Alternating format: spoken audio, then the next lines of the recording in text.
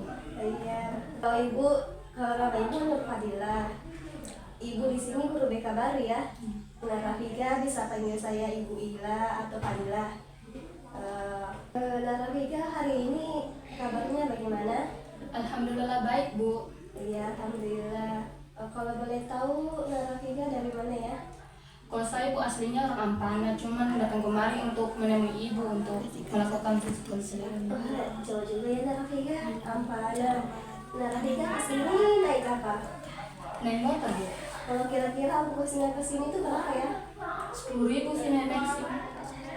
Nah Rafiga sebelum ke sini sudah makan? Sudah Bu, alhamdulillah. Oh ya alhamdulillah. Kalau boleh tahu lakunya apa ya? Sehat kah?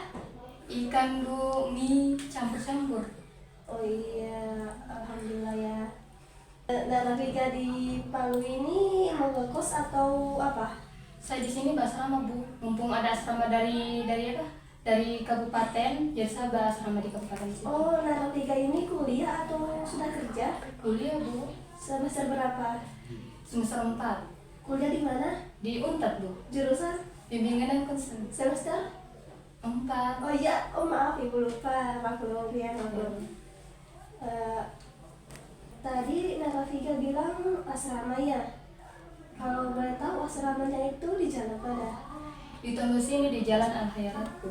Oh iya berarti dekat ya, Iya, Bu. di depan Unta. Iya, iya, dekat, kan? iya. Depan Unta. Oke. Ya. Nah Rafiga berapa bersaudara? Kalau saya sih 5. Oh, wah lumayan banyak juga ya. Iya Bu. Iya, banyak anak katanya banyak rezeki. Iya Bu, kata orang dulu gitu sih. Iya. Nah Rafiga kalau boleh tahu anak keberapa ya? Kan ada Rafiga ini 5 bersaudara. Kalau saya sih anak keempat dari 5 bersaudara. Oh berarti di kakaknya itu juga ada kuliah di Unpad. Iya, semua. Oh iya berarti rata-rata Unpad ya. Iya Bu. Oke. Kalau boleh tahu nih ya, maaf ya kalau ibu bertanya terus. Saudaranya Nah Rafiga jurusan apa semua di Unpad itu? Kalau yang satu Bu, yang pertama ini Bu, dia bahasa Inggris tapi yang satunya sudah selesai Bu, alhamdulillah. Baru yang keduanya itu jurusan statistik, belum selesai Bu, angkatan 18 belum selesai. Baru yang ketiga itu matematika, angkatan berapa ya? 21. Terus saya di sini baru yang kelima yang terakhir itu fisika, pendidikan fisika, baru kemarin masuk angkatan 23. Oh iya, Masya Allah kuliah semua ya. Wah, saudaranya Nah Rafiga berarti ambil semua jurusan tentang FK kan? Iya Bu. Keguruan. Wah, benar-benar. Nah, Nah Rafiga di asrama itu, Nah Rafiga tinggal satu asrama sama saudaranya atau bagaimana? Iya Bu, satu asrama, tapi kita beda kamar. Kalau yang laki-laki di bawah, yang perempuan di atas gitu. Iya, kalau di asrama itu berbayar. Iya Bu, buat bayar. Per bulannya itu 50.000 satu orang. Oh iya, lumayan ya, murah juga. Lumayan lah. Maaf ya, baiklah kita masih presentinya sekarang ya. Nah Rafiga, kalau boleh tahu Nah Rafiga datang ke sini untuk apa ya? Saya di sini untuk melakukan konseling, baru saya merasakan depresi Bu, tertekan gitu ya. Baiklah Nah Rafiga, sebelum lanjut ke sesi konselingnya, Ibu ingin menjelaskan sesuatu ya supaya Nah Rafiga tahu juga dalam aturan proses konseling ini. Baiklah Nah Rafiga, di sini itu konseling adalah bantuan profesional yang diberikan konselor kepada konseling agar konseling mampu memecahkan masalah atau problem yang sedang Anda hadapi.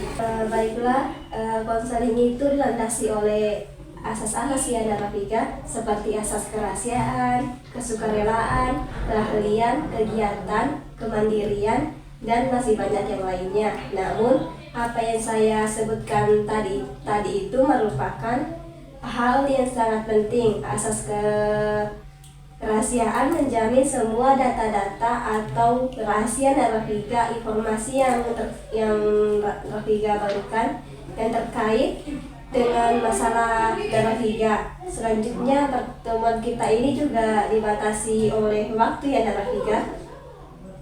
Kita melakukan pertemuan dengan mempergunakan waktu kurang lebih 30 sampai 45 menit ya. Dengan adanya waktu yang singkat ini, apakah dengan adanya waktu yang singkat ini maka kita sebaiknya benar-benar memanfaatkan waktu yang ada ya Nak Rafika. Apakah Nak Rafika siap dengan peraturan yang Ibu buat tadi? Siap Bu. Bagaimana dengan waktunya? Bagus, siap. Siap juga Nak Rafika? Oke. Oke Nak Rafika, itu yang Ibu tadi sebutkan. Apakah Nak Rafika siap? Siap Bu.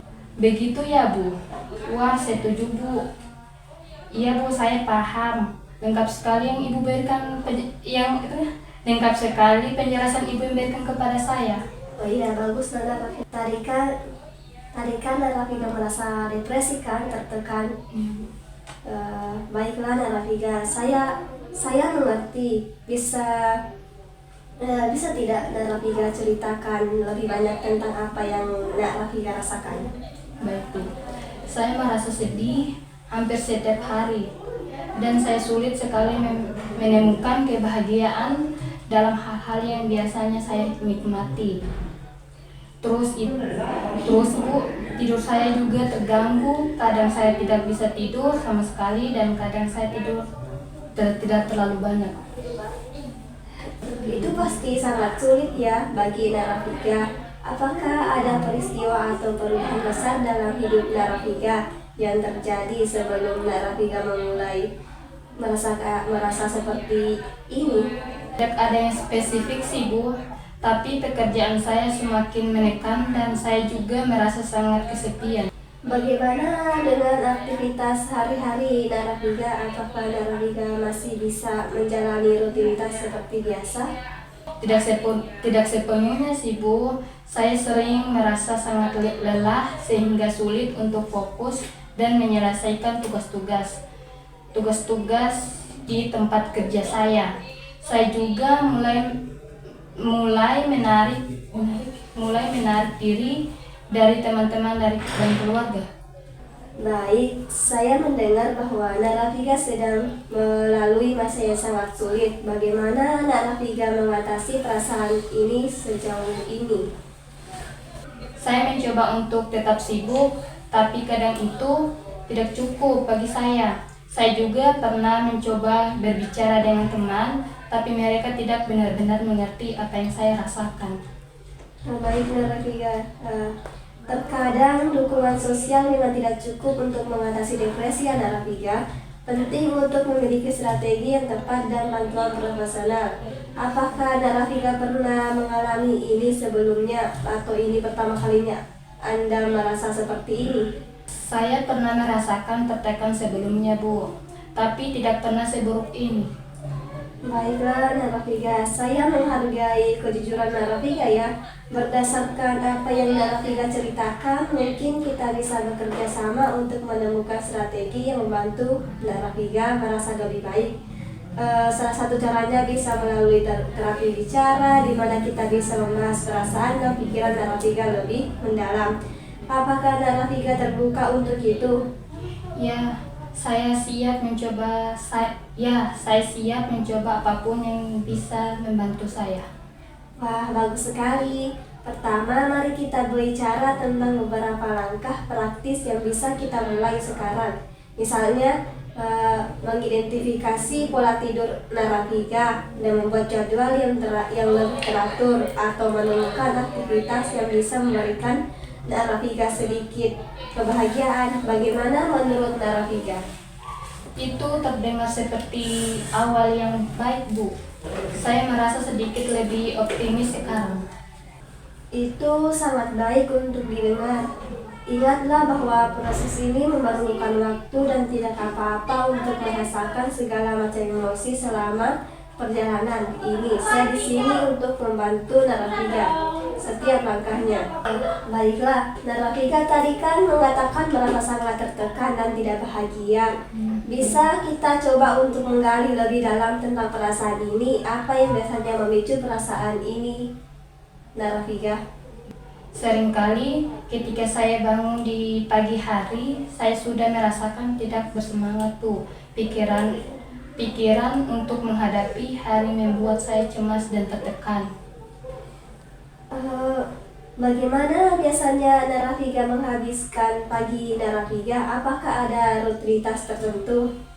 Saya biasanya langsung bangun dan mencoba menyembunyikan diri dengan pekerjaan, tapi sering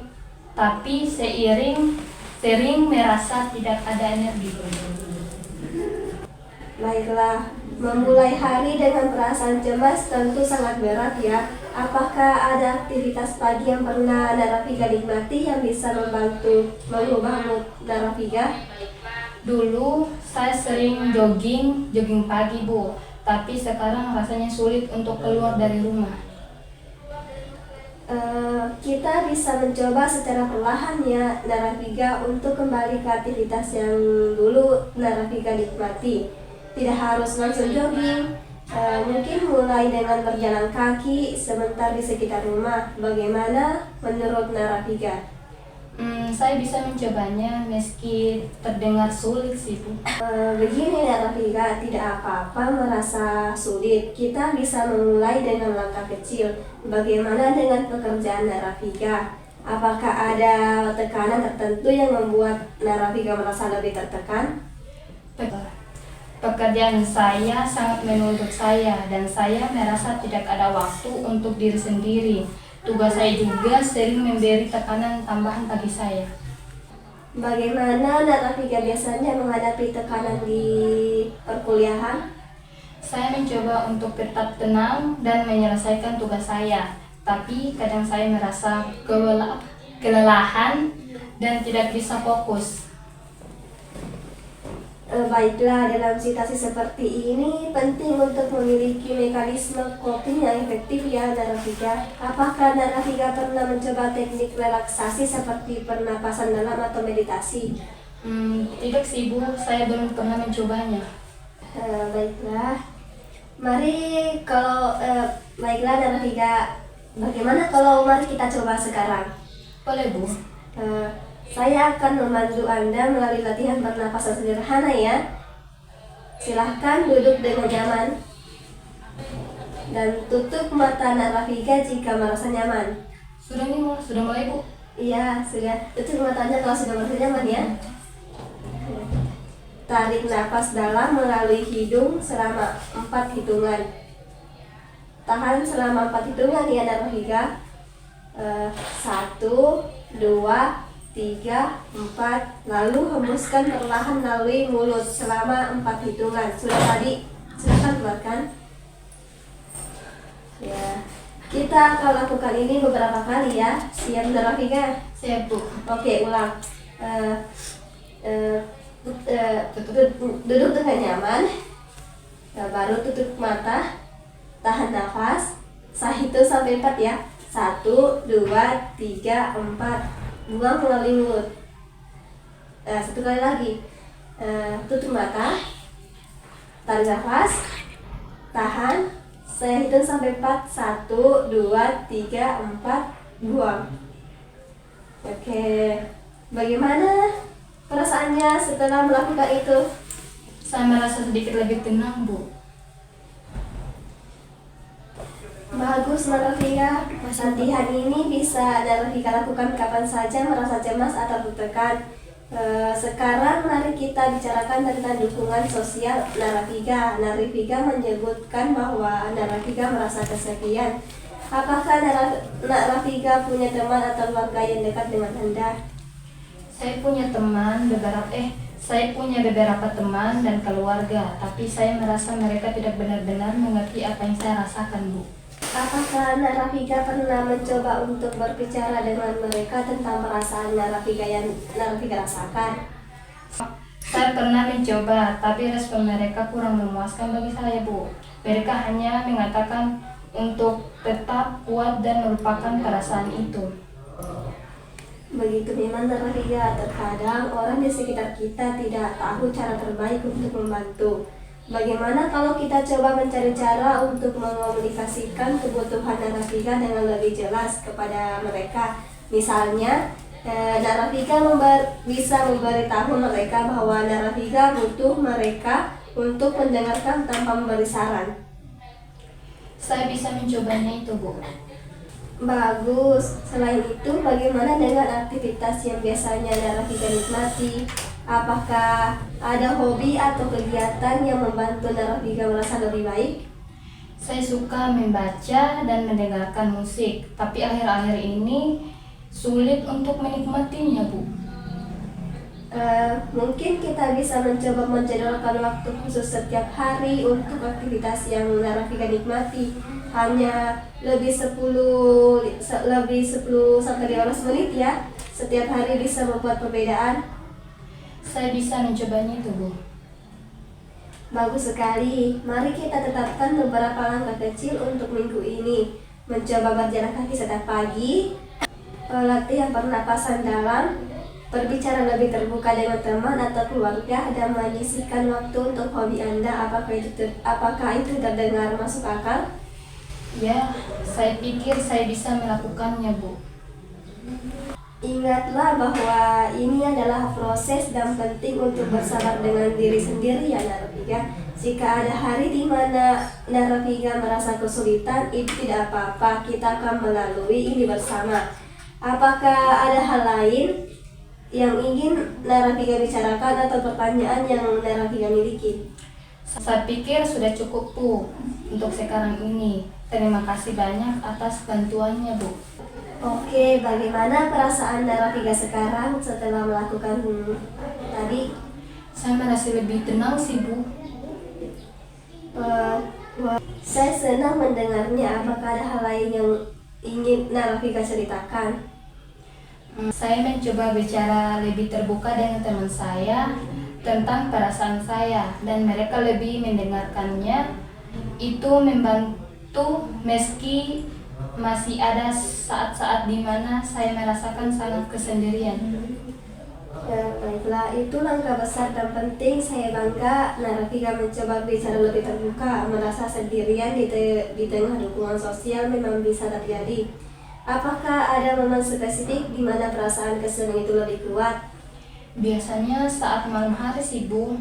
Ketika saya sendirian di rumah, saya merasa pikiran saya terus-menerus berputar dan sulit untuk merasa tenang. Malam hari memang sering menjadi waktu yang sulit karena kita memiliki lebih sedikit distraksi ya Narafika. Apakah Narafika punya rutinitas sebelum tidur yang membantu Narafika rileks? Tidak ada yang spesifik sih, Bu. Saya biasanya menonton TV sampai merasa mengantuk. Baiklah, bagaimana kalau kita coba membuat rutinitas malam yang lebih menenangkan, misalnya membaca buku ringan, mendengarkan musik yang menyenangkan, atau bahkan melakukan latihan pernapasan sebelum tidur? Itu terdengarnya seperti ide yang bagus, Bu. Saya bisa mencoba membaca sebelum tidur. Bagus, rutinitas yang menenangkan sebelum tidur bisa membantu Narafika merasa lebih rileks dan mungkin membantu tidur lebih nyenyak. Sekarang mari kita bicara tentang pikiran yang sering berputar di kepala Narafika. Apakah ada tema tertentu atau pikiran yang terus muncul Narafika? Saya sering merasa khawatir tentang masa depan saya. Saya takut tidak akan pernah merasa bahagia lagi atau tidak bisa mengatasi tekanan di tempat kerja atau kuliah saya, Bu. Narafika, kekhawatiran tentang masa depan bisa sangat mengganggu. Penting untuk mengenali pikiran ini dan belajar cara mengelolanya ya Narafika. Salah satu teknik yang bisa membantu adalah mencatat pikiran Narafika. Ketika Narafika merasa cemas, cobalah tuliskan apa yang Narafika pikirkan dan rasakan. Saya bisa mencobanya itu, Bu. Apakah ada cara lain untuk mengelola pikiran yang berputar, Bu? Iya, ada. Ada beberapa teknik lain seperti mindfulness dan meditasi. Mindfulness melibatkan memusatkan perhatian pada saat ini dan menerima pikiran dan perasaan tanpa menghakimi. Bagaimana menurut Anda? Saya pernah mendengar tentang mindfulness, tapi belum pernah mencobanya, Bu. Baiklah Narafika, mari kita coba sekarang ya. Tutup mata Narafiga jika Narafiga merasa nyaman. Sudah Bu, sudah nyaman. Oke, tutup mata.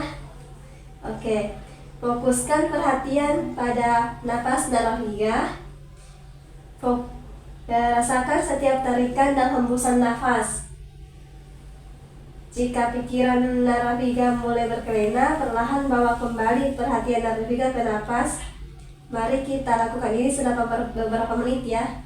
Coba ulang Narafiga yang tadi saya bilang. Kalau merasa nyaman, tutup mata, bernafas, tarik nafas, buang nafas. Oke. Tarik nafas lagi, buang nafas lagi. Tarik nafas, buang. Oke. Bagaimana perasaan Narafiga setelah lakukan latihan mindfulness singkat ini? Saya merasa sedikit lebih tenang Bu, meskipun pikiran saya masih berkelana. Kalau itu normal ya.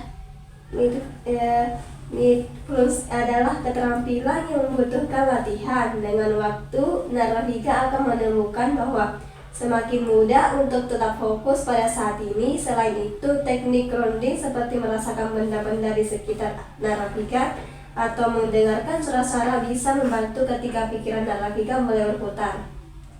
Saya akan mencoba latihan ini lebih sering Bu. Bagus sekali. Sekarang mari kita bicara lebih lanjut tentang tentang perkuliahan Narafiga atau pekerjaan Narafiga ya.